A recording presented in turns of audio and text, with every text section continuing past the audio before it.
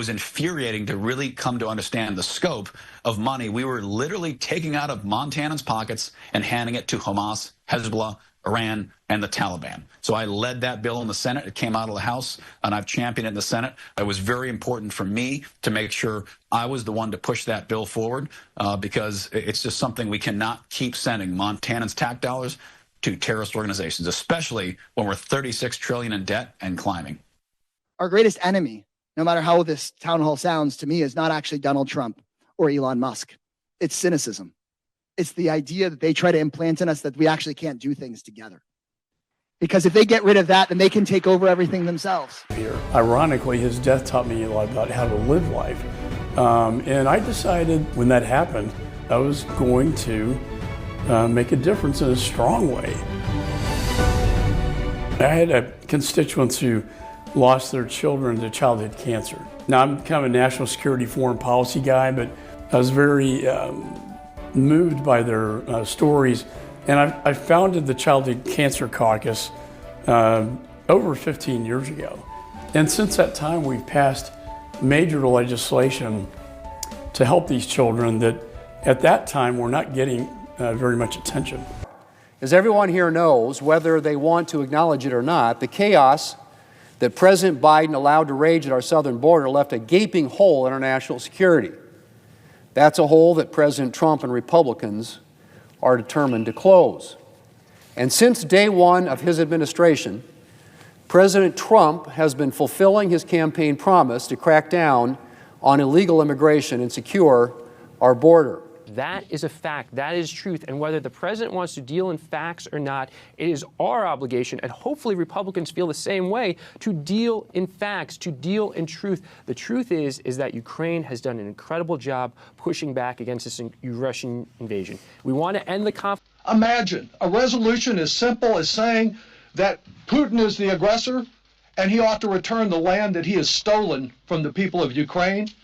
And the response today, Donald Trump says, vote with North Korea, vote with Russia, and a handful, as most of the nations of the world overwhelmingly passed the resolution. Surely this is the great appeaser.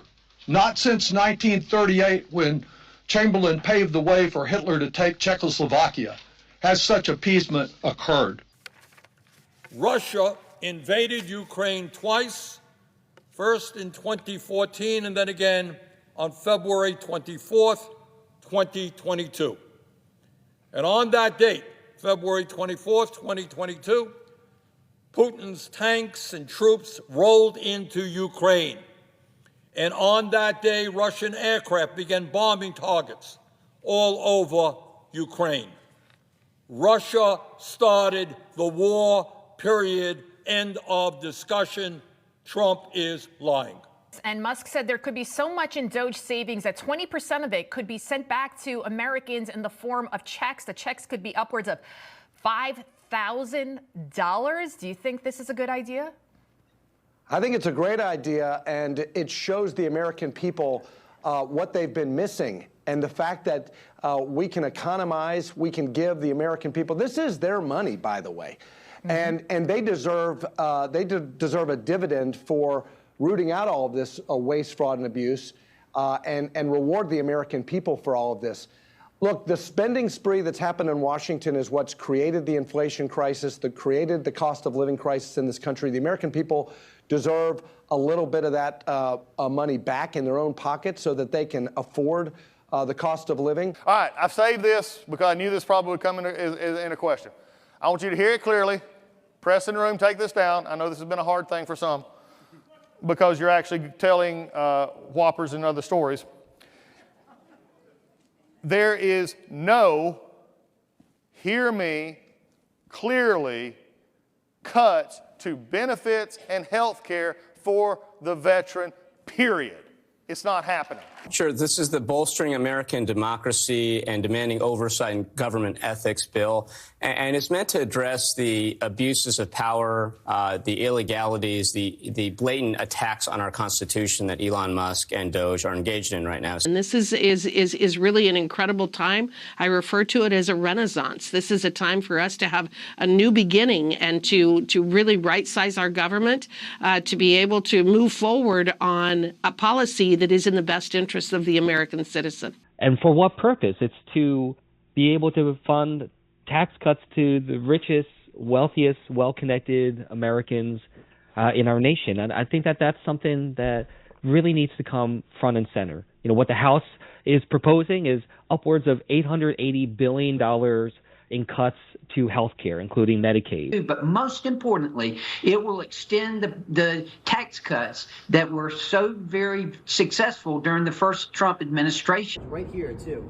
So everybody, we're here with a very, very powerful member, Jason Smith of the very powerful Ways and Means Committee, who's about to put on a very powerful jersey. And it is not last year's Super Bowl MVP, Mr. Mahomes. It is this year's Super Bowl MVP.